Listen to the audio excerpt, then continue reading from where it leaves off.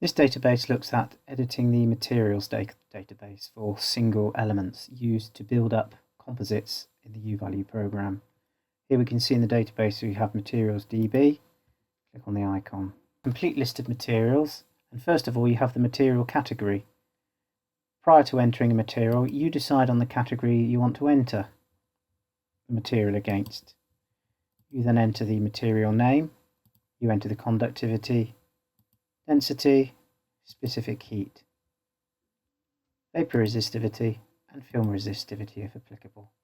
You also have a series of fill options that you can display to enable you to display and depict different fill types